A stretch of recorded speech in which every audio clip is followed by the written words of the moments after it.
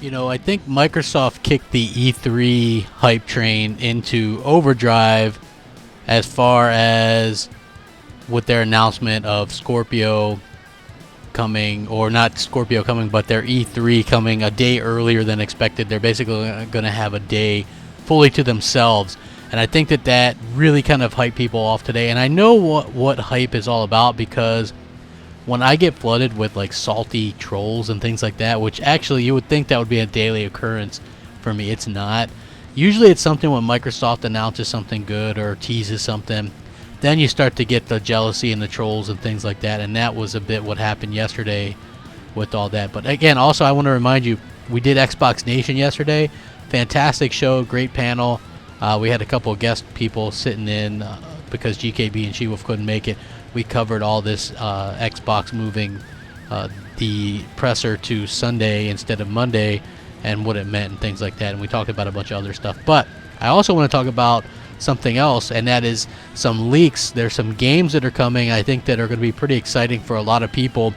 And I'm going to go over those few games. Now, I did hear about probably about a good 6 games. I'm going to go ahead and do 3 that I know for sure. Like if I had to say, are these games coming or not, 99.999% sure that these games are actually coming. And I think that it's a very good time to be excited about this stuff. You know, if you're a fan, and these aren't just Xbox games, by the way.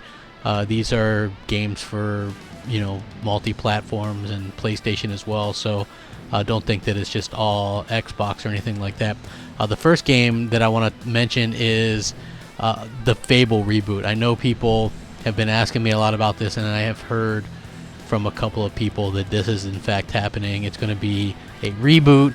There are some people that had worked on Fable in the past that are working on this game as well.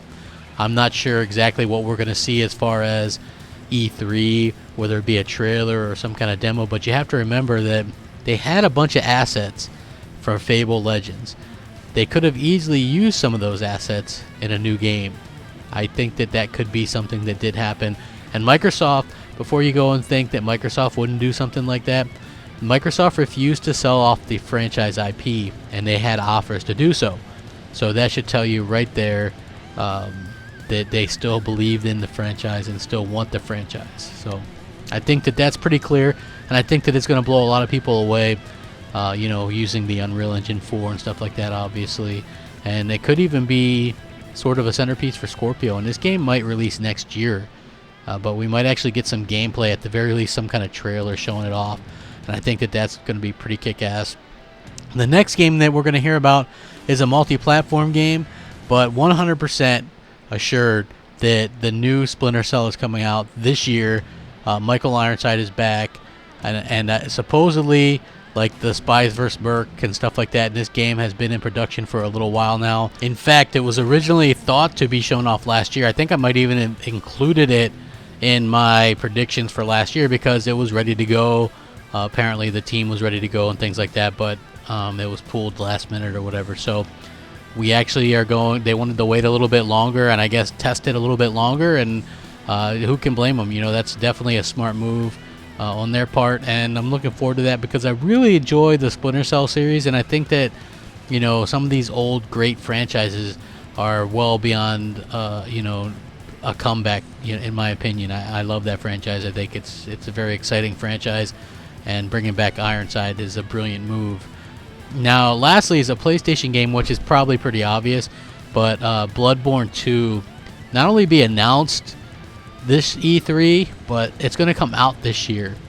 That's what I heard as well. Sony is ramping up the exclusives and the software to go up against Scorpio. Their hope is releasing a bunch of exclusive games around the launch of Scorpio will help sway some people to pick up PS4 or keep them off the Scorpio or something along those lines.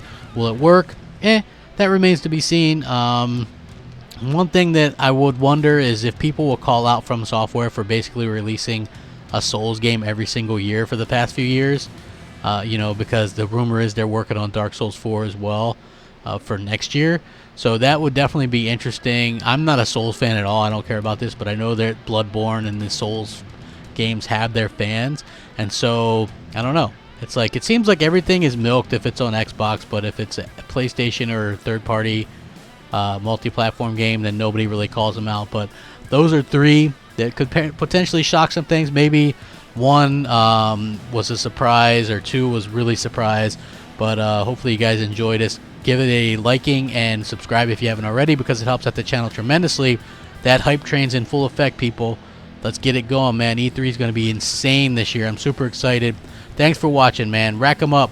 Crapgamer, out.